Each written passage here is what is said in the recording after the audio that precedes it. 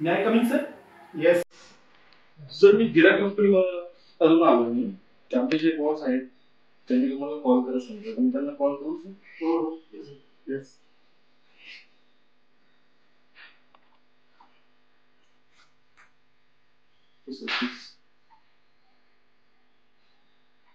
Hello.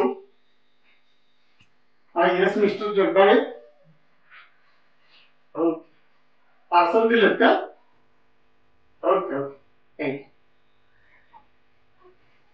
Thank you sir. Okay. Thank you.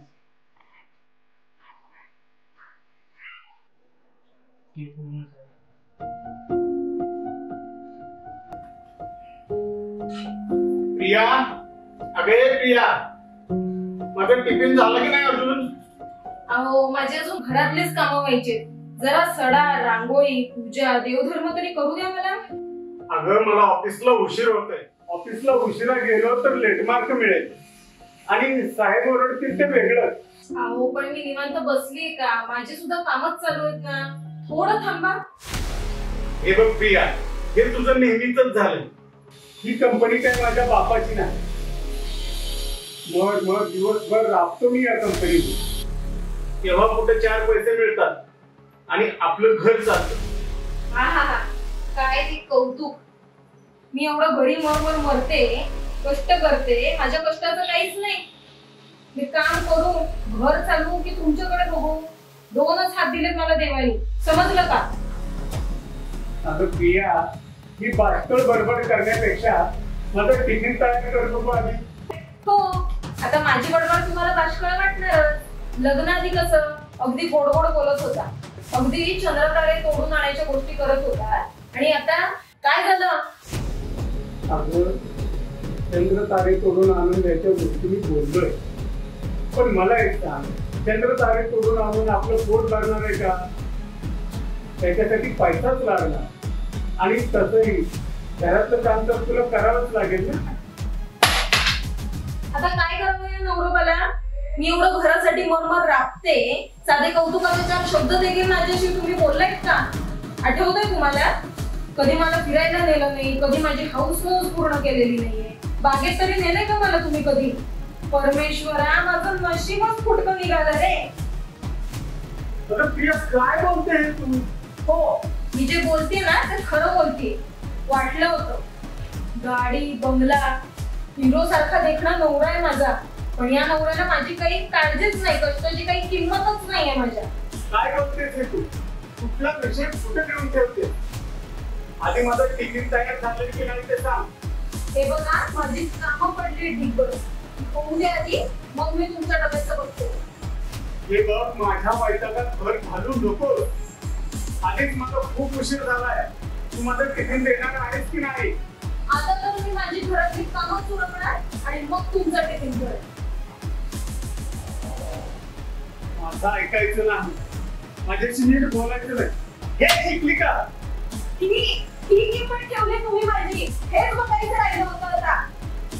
माझी इज्जत नाही, काही नाही, मला राहायचंच नाहीये या घरात.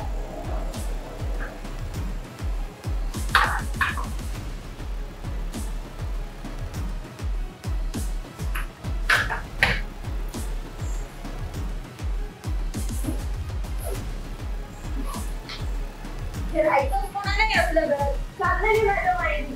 हो, जा. अगं ताई, आज तू अशी अचानक न सांगता आलीस. सरप्राईज. आणि भाऊजी कुठे? ते नाही आलेत माझ्या बरोबर.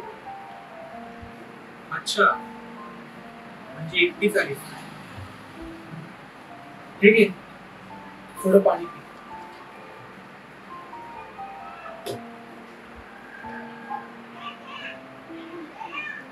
एक फ्रेश होऊन.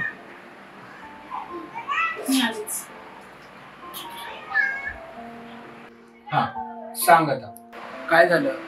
आज अशी एकटीच कशी काय आलीस? आणि भाऊजी का नाही आले?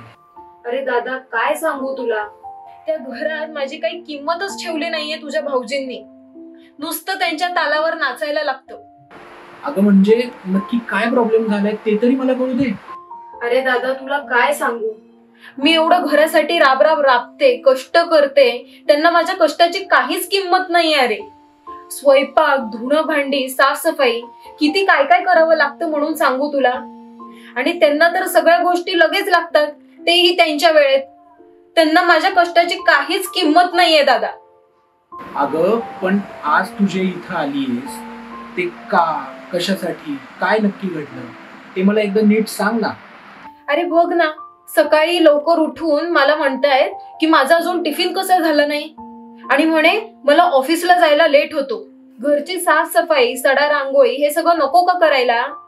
अच्छा, म्हणजे भाऊजी तुला सांगत होते की डबा करून दे पटकन, ऑफिसला जायला उशीर होतोय, आणि त्यावरून तुमचा वाद झाला.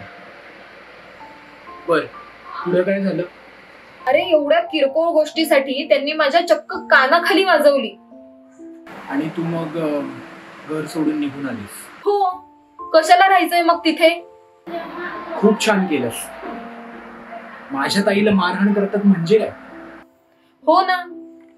बरं ते जाऊ दे, आपण एक काम करू. अशा भाऊजींसोबत आता इथून पुढे तू राहायलाच नको. आपण त्यांना सरळ घटस्फोट देऊन टाकू. घटस्फोट? अरे दादा, एवढ्या लगेच इतक्या टोकाचा निर्णय? मग काय तर, ते तुला नीट नांदवत नाहीत, तुझं छळ करतात, तुला मारहाण करतात. अगं तू माझी ताई आहेस, आपण त्यांना चांगलाच धडा शिकूया. पण त्यांनी फक्त मला चापट मारलीये, माझा छळ नाही केलाय. अगं छळ काय, चापट काय, एकूण एकच. ते काही नाही, आपण थेट आता वकिलामार्फत तुझा घटस्फोट घेऊया आणि तुझं दुसरं लग्न करून टाकू. काय? दुसरं लग्न? अरे पण दादा. हो, आपण एक दुसरा चांगला मुलगा बघूयात आणि त्याच्याबरोबर तुझं लग्न लावून देऊयात.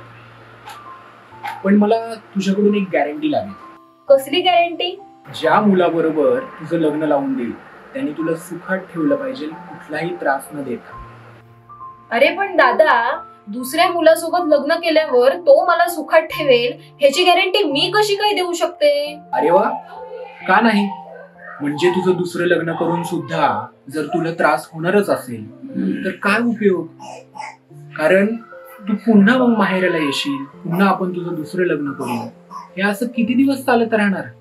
अरे पण दादा, अशी गॅरंटी मी देऊच नाही शकत. बरोबर प्रियाताई, तू अशी कोणतीच गॅरंटी देऊ नाही शकत. का? कारण की अशी कोणतीही गॅरंटी नसतेच.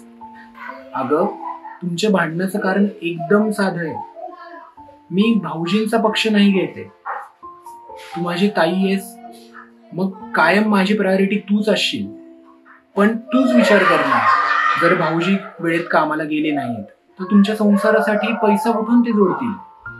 त्यामुळे तुला वेळेवर डबा करून देणंच आहे. आता राहिला प्रश्न तुझ्या कामाचा, तर तू तुझा टाइम ऍडजस्ट कर. पहाटे लवकर उठ, कारण की तुला दिवसभरात तेवढंच काम करायचंय, आधी किंवा नंतर. अरे हो, हे तर माझ्या लक्षातच आलं नाही. माझ्याकडून चूक झाली. मी अशी चूक परत कधी नाही करणार. सुखी संसारासाठी छोट्या छोट्या चुका ह्या टाळल्याच पाहिजेत. हो दादा, आता कळलं मला दादा. मी निघते. अगं जेवून तरी जा. नको दादा, मी येते आता. ये, पुन्हा ये भाऊजींसोबत. हो दादा. तुझं निघून गेली होतीस ना, परत आलीस. मोहित, माझं चुकलं. मी तुम्हाला असं बोलायला नको होतं. हो राणी, तसं माझंही चुकलंच. मी तुझ्यावर हात उचलायला नको. आता इथून पुढे मी पहिले तुमचा डबा घेते, पण यापुढे आनंदाने राहायचं. चला मग आता फिरायला जाऊया. हो, ठीक आहे. बाहेरून आली, चेंज करून आले.